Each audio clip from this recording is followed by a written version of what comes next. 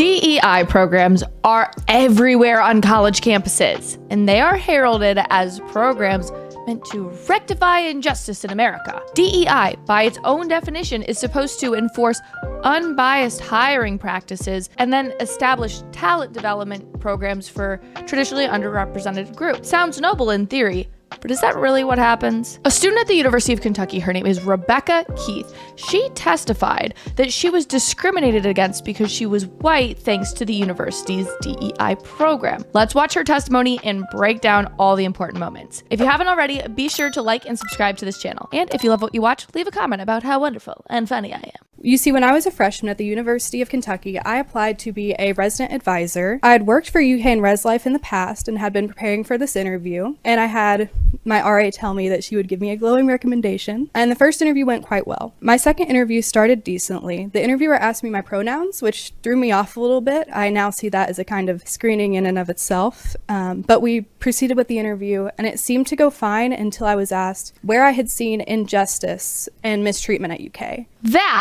What Rebecca just said about how she was asked to look out for injustice is the point. That's the point of DEI. What was the point of that? DEI programs at their core are about finding injustice in the system, and the only way to rectify that injustice is not to act in a way that would make people, less racist or less attuned to racism. The only way to rectify it is to pay a DEI consultant thousands of dollars. So it wouldn't be favorable for the DEI system if they hired people who sincerely, at their core, are not racist and are not actively looking for racism and injustice everywhere. At the time, the closest I'd come to that was my own work with Pro-Life Wildcats, but even back then I knew not to bring up Pro-Life Wildcats with an interview at UK as they didn't look overly favorably at our club, so I said nothing. Despite that, the rest of the interviews seemed to go quite well, but I was later informed I was not being hired on as an RA. I was in the alternate pool, however, and I was offered the chance for a later interview to get feedback on what I'd done well and what I'd done poorly. It is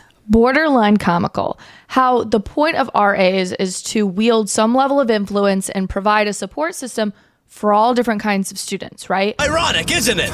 But schools then wouldn't dare let that support system be pro-life or actually anti-racist. The horror. So stupid. The horror of a pro-life RA. And we started out the interview well. She was just giving me general feedback about my demeanor. She said I'd aced every part of the interview, the customer service, the quick response times, everything I'd done great on, except JEDI, UK's version of DEI. At this point, I started to record the interview as Kentucky is a single-party consent state, and I'm glad I did because the absolute insanity that I would be told for the next 15 minutes, I'm not sure I would believe it if someone had told me I would hear that. I would say, no, you're making that up. My suspicions that this was about hiring solely based on DEI or skin color seems so far to be accurate. And I saw this comment from Apple Naomi that I wanted to read because it's just kind of the pushback that I wanted to comment on. Apple Naomi said, applies to a position handling a diverse pool of students, confirms lack of diverse perspective or social awareness to racism, etc. Upset, didn't get the job. Well, the point of being an RA in the grand scheme of the position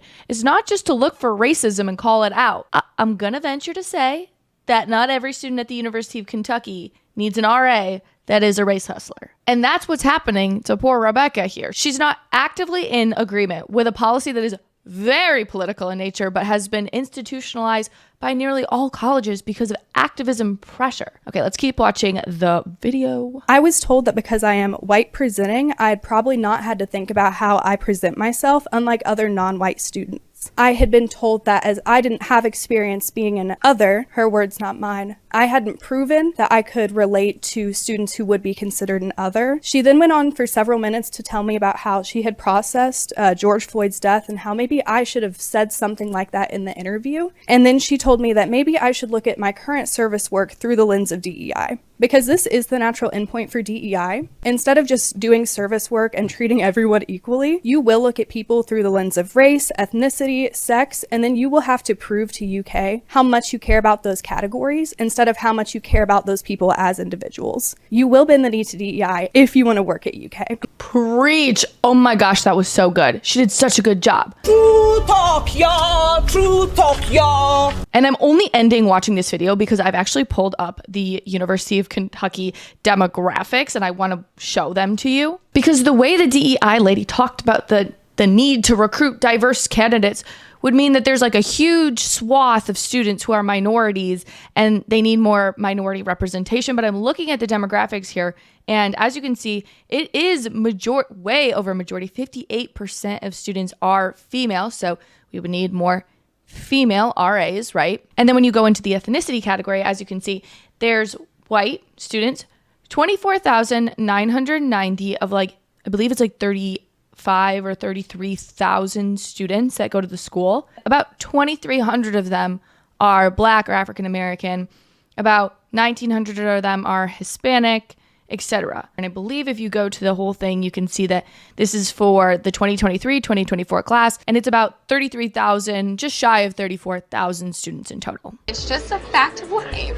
It's not to say that it's not important to make sure that RAs are first off qualified, and then everyone also feels seen and represented and blah, blah, blah. What I am saying is that the majority of students at UK are more likely to actually identify and relate with Rebecca's experience as a white person than a Black RA's experience, because statistically there are fewer minorities, which is what gives away this gambit, right? It's not about diversity of opinion or parity to the represented population, right? It's about ensuring that the people in power, that the people in influence on the campus look through every interaction through the lens of race. It's not merely about the ideological capture either. It's also about how much money is pouring into the pockets of these race hustlers. I was reading this article about the University of Kentucky back in November of 2022.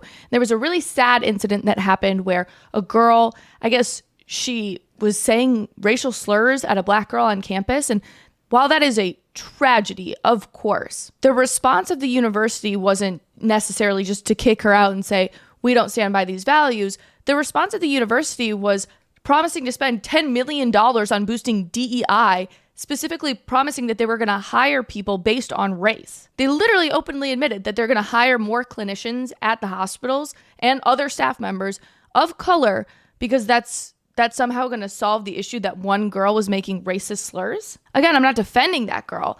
I just think it's wrong that they're openly admitting that they're hiring people based on race and then spending a small fortune, that's not even a small fortune, a huge fortune on training courses that make racist people rich and all people more racist. If you're a student, would you chime in about your experience with DEI on college campuses?